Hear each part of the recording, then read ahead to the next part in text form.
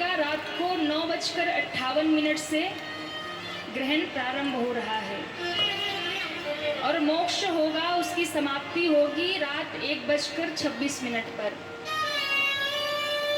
अब ध्यान देने योग्य बात यह है कि ये जो ग्रहण है भारत में दिखाई देगा, और भारत में दिखाई देगा तो इसका असर हम सब के ऊपर पड़ेगा। अब इसका कोई बुरा प्रभाव हमारे ऊपर ना पड़े, उसके लिए भी हमें कुछ उपाय करना चाहिए। इस ग्रहण का असर हमारे जीवन पर ना पड़े, इसका हमें विशेष ध्यान रखना है। अच्छा, ग्रहण जब भी लगने वाला हो तो पहले सूतक लग जाता है। सूतक क्या है? क्या है बोलो? आजकल के बच्चों को ये भी नहीं पता होगा सूतक अरे क्या होता पिज्जा है। पता है। सूतक क्या है? तो कहा ग्रहण से पहले एक निश्चित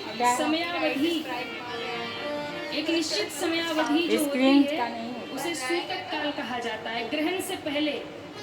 और वो में हम बता दिया डिलीट जाता कर है कि कितना समय से सूतक काल लग रहा है।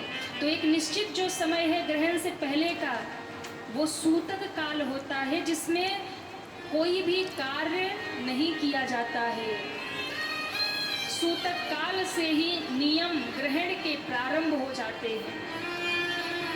तो ग्रहण का सूतक जो लगेगा वो 7 सितंबर को ही दोपहर 12:19 पर पानी जल सब बंद।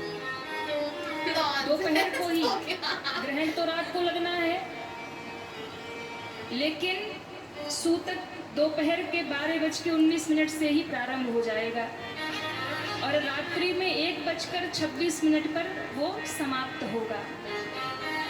अब इसमें हमें कुछ नियम का पालन करना चाहिए ताकि ग्रहण का अशुभ प्रभाव हमारे जीवन पर ना पड़े। चाहे सूर्य ग्रहण हो या चंद्र ग्रहण हो, ग्रहण का प्रभाव हर एक व्यक्ति के जीवन पे डालता है असर।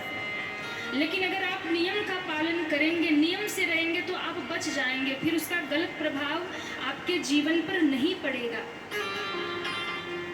कभी भी जब ग्रहण काल हो और जब से सूतक लग जाए, मंदिर, अपने घर के भी मंदिर में पर्दा लगा दीजिए, द्वार बंद कर दीजिए। मंदिर में पूजा आरती नहीं होगी, भोग आदि नहीं होगा। भगवान के सामने पहले से ही तुलसी दल डाल करके जल इत्यादि रख दीजिए।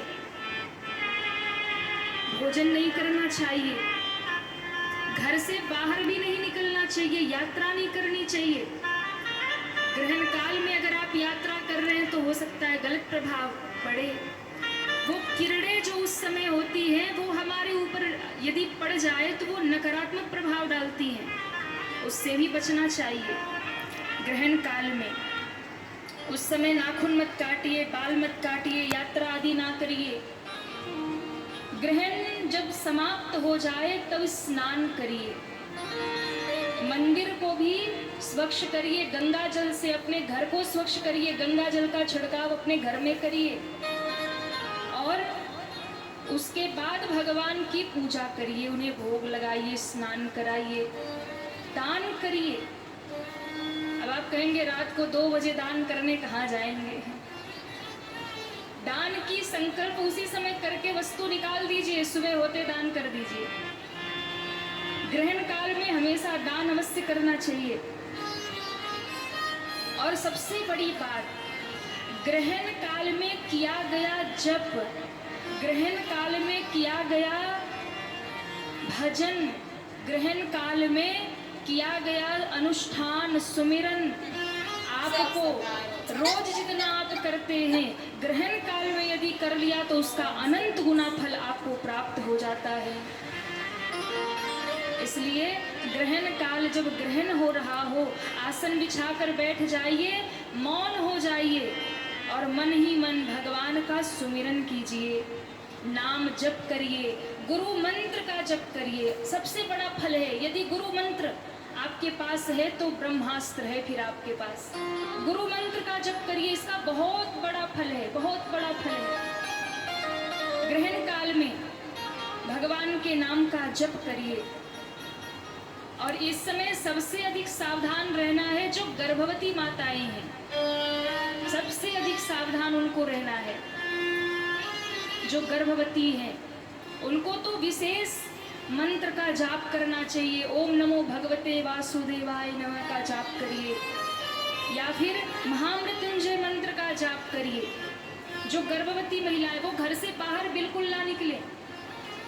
और जो गर्भवती माताएं हैं वो विशेष ध्यान रखें कि ग्रहण काल में